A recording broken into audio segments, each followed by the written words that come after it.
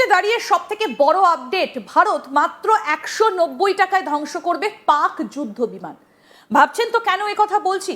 আমরা নিশ্চয়ই সবাই জানি যে এই মুহূর্তে ভারতের প্রধানমন্ত্রী নরেন্দ্র মোদী তিনি কোথায় রয়েছেন। তিনি রয়েছেন ইসরায়েলে। এরপরে নিশ্চয়ই আপনাদের মনে প্রশ্ন জাগবে যে তাহলে তার সঙ্গে 190 টাকায় পাকিস্তানের যুদ্ধ বিমান ধ্বংস করার সংযোগটা কি? কারণ ইসরায়েলি ভারতকে অপারেশন সিন্দুরের সময় সেই সাপোর্টটা দিয়েছিল যে পাকিস্তানের ছোড়া একটা নিশানাও ভারতের মাটিকে সেভাবে আঘাতই করতে পারেনি, ঢুকতেই পারেনি ভারতের ভেতরে, কারণ সেই আয়রন ডোম। এবং এই টেকনোলজি এবার ভারত ইসরায়েলের সঙ্গে হাতে হাত মিলিয়ে পেয়ে যাচ্ছে, যাতে পাকিস্তান একেবারে শেষ। 190 টাকা অর্থাৎ মাত্র $2 খরচ এক একটা যুদ্ধ বিমানকে শেষ করে দিতে। এই মুহূর্তে প্রধানমন্ত্রী রয়েছেন ইসরায়েলে, বেঞ্জামিন নেতানিয়াহুর সঙ্গে দীর্ঘ বৈঠক হয়েছে। কি কি বিষয় উঠে আসছে, কি কি টেকনোলজি এবার ভারতের কাছে আসছে, এবং কেনই বা প্রধানমন্ত্রী নরেন্দ্র মোদীর এইরকম একটা সময় দাঁড়িয়ে, যখন আমেরিকা ইরান একটা যুদ্ধ প্রস্তুতি চলছে, তখন তিনি চলে গেলেন ইসরায়েলের কাছে। আমরা এই পুরো বিষয়টা নিয়ে আলোচনা করব। আমাদের সঙ্গে রয়েছেন আন্তর্জাতিক সম্পর্ক বিশেষজ্ঞ শুভাশিস ব্যানার্জি। আপনাকে স্বাগত জানাই আজ তাক বাংলায়। অনেকগুলো বিষয়ের মধ্যে ভীষণ ইম্পর্টেন্ট। $2 আয়রন ডোম, সেই টেকনোলজি ভারতের কাছে আসছে। মানে $2 মানে 190 টাকা। পাকিস্তানের এক একটা করে যুদ্ধ বিমান খতম। এইরকম একটা সময়ে আর কি কি চুক্তি হলো ইসরায়েলের এখানে সঙ্গে? দু তিনটে জিনিস একটু মেশানো ভাবা হচ্ছে হয়তো। মানে প্রথম কথা হচ্ছে এই যে $2 যে জিনিসটা, এটা অ্যান্টি ড্রোন হিট করার জন্য, ড্রোনকে হিট করার জন্য। এটা কতটা অ্যান্টি এয়ারক্রাফট হবে সেটার ব্যাপারে এখনও কোনো ক্ল্যারিটি নেই।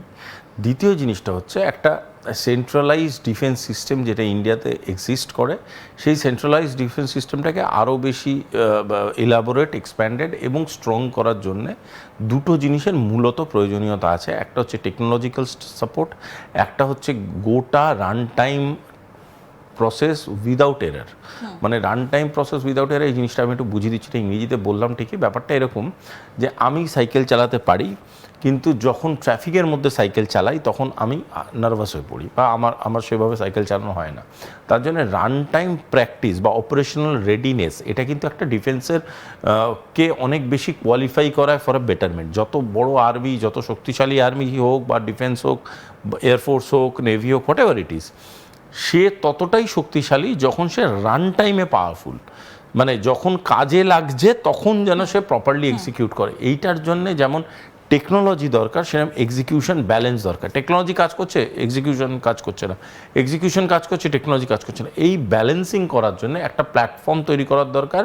এবং যে এই যে এয়ার ডিফেন্স সিস্টেম বলুন, যে কোনো রকম অ্যান্টি ড্রোন হিট করা ইনস্ট্রুমেন্টস বলুন, যে কোনো রকমভাবে ধরুন, যে কোনো রকম অন্য জ্যামার্স বলুন, এইগুলোকে ইউটিলাইজ করার জন্য, যে কোনো লেজার ইকুইপমেন্ট বলুন, যে এইগুলোকে ইউটিলাইজ করার জন্য যেটা দরকার পড়ে সেটা হচ্ছে নিজের মতো করে একটা স্ট্রাকচার তৈরি করা, যেই স্ট্রাকচারগুলো রান টাইম অপারেশনাল রেডিনেসে কাজ করবে এবং খুব কুইক অ্যাক্টিভেটেড হয়ে যাবে। এই টেকনোলজি নিয়ে দীর্ঘকাল ভারতবর্ষ ডিআরডিও এটা নিয়ে কাজ করেছে, এবং কিছু সংখ্যক ইসরো সায়েন্টিস্টরাও তাতে যুক্ত ছিল।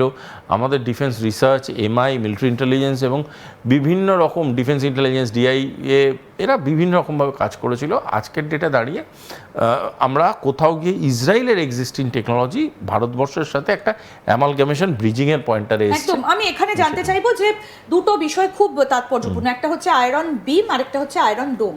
আয়রন ডোম হচ্ছে একদম ছাতার মতো, যাতে একটা ওপাশ থেকে ছোড়া ড্রোনও ভেতরে ঢুকতে না পারে। It's more of a shield, it's more of a shield. এমন একটা শিল্ড, যেই শিল্ডটা এরকম যে যেটাকে ক্রস করে যেতে পারবে না।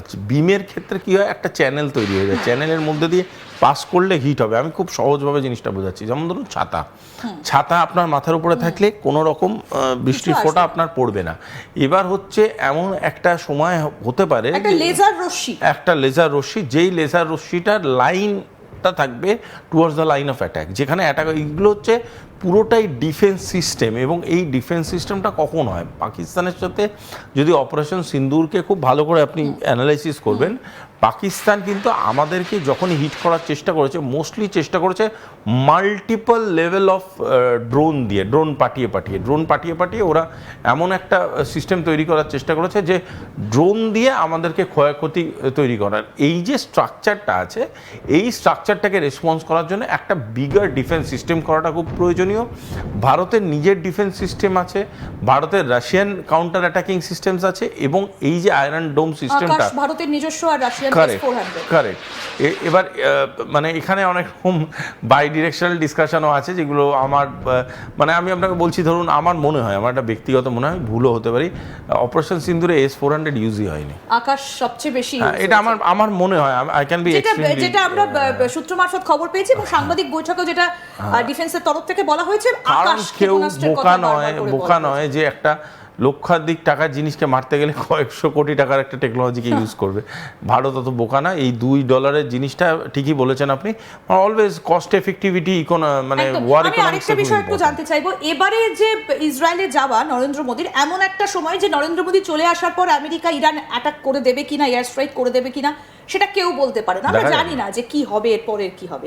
কিন্তু সেই জায়গায় দাঁড়িয়ে ইসরায়েলের সঙ্গে ভারতের এই যে একটা স্যাটেলাইটের একটা বিষয় যেটা ভীষণভাবে কাজ করছে, যে ভারতের দিকে যদি পাকিস্তান কিছু তাক করে, মোসাদ অনেক আগে সেটা ভারতকে জানিয়ে দেয়, এইরকম একটা কথা প্রচলিত রয়েছে। তো এই জায়গায় দাঁড়িয়ে কি কোনো এইগুলো না এটা এরকম নয়। ব্যাপারটা হচ্ছে যে কোনো ডিফেন্স সিস্টেম থাকতে গেলে টেকনোলজিক্যাল সিস্টেম থাকতে, আমি আপনাকে বোঝাচ্ছি। আপনি বাড়িতে একটা খুব দামি ল্যাপটপ কিনলেন, কিন্তু আপনার বাড়িতে ইলেকট্রিসিটি নেই, তাহলে কি ল্যাপটপটা চলবে? যতদিন ব্যাটারি আছে ততদিন চলবে, ব্যাটারিটা ফুরিয়ে গেলে আর ল্যাপটপটা আপনি চালাতে পারবেন না। ল্যাপটপটা যত দামিই হোক না কেন, তার জন্য কি আপনার ইলেকট্রিসিটির সাথে ল্যাপটপের কানেকশনটা লাগবে, তবেই তো আপনি কাজটা করতে পারবেন। এবার ব্যাপারটা হলো যে ভারতবর্ষের টেকনোলজি, ইসরায়েলের টেকনোলজি, এই দুটো গিয়ে কোথাও একটা ব্রিজ করাটা খুব প্রয়োজনীয়। ধরুন ইসরায়েল বললো আমি ইলেকট্রিসিটি দেবো, টেকনোলজি ব্রিজিং হচ্ছে, এবং আমার ধারণা না, আমার ধারণা আরো বড় জিনিস হচ্ছে। আমার ধারণা স্পেস সোভারেনিটি একটা কথা ডিসকাস হয়েছিল গতবার ব্রিক্সে, একটা কথা নিয়ে ডিসকাস হয়েছিল কিছু বছর আগে, সম্ভবত G20-তে, সেখানেও বলা হয়েছিল যে এনার্জি রিজার্ভস, এনার্জি সভারেনিটি, স্পেস সভারেনিটি, এগুলো নিয়ে কথা হয়েছিল। একটা কথা ভুলে যাবেন না, আমাদের প্রধানমন্ত্রী কিন্তু আমাদের দেশের 3টে মিনিস্টারও, ঠিক আছে? প্রধানমন্ত্রী কিন্তু শুধু প্রাইম মিনিস্টার নয়, ওনার আন্ডারে 3টে মিনিস্ট্রি আছে, তার মধ্যে একটা মিনিস্ট্রি কিন্তু space. So he is a space minister also, space and technology, he is a space and technology minister also. তো স্পেস অ্যান্ড টেকনোলজি মিনিস্টার ওখানে হিসাবে উনি কিন্তু কিছু সই ডাইরেক্টলিও করে দিতে পারেন উইদাউট কনসাল্টিং মেনি। তো সেখানে বলা যেতে পারে সেই ক্ষেত্রে আমার ধারণা কিছু। এই যে আপনি ব্রিক্সের কথাটা তুললেন, তো ব্রিক্স নিয়ে তো ডোনাল্ড ট্রাম্পের বড্ড চাপ, যে ব্রিক্স মুদ্রায় এসে গেলে ডলারের আর কোনো দাম থাকবে না। আবার ইসরায়েল তো চলে ট্রাম্পের কথায়, তাহলে এইরকম একটা সময় স্পেস টেকনোলজি নিয়ে যেখানে ব্রিক্সের কথাটা উঠেছিল, সেই জায়গায় দাঁড়িয়ে ইসরায়েলের সঙ্গে এই চুক্তিটা সই হবে, সেটা কি বেঞ্জামিন নেতানিয়াহু মেনে নেবেন?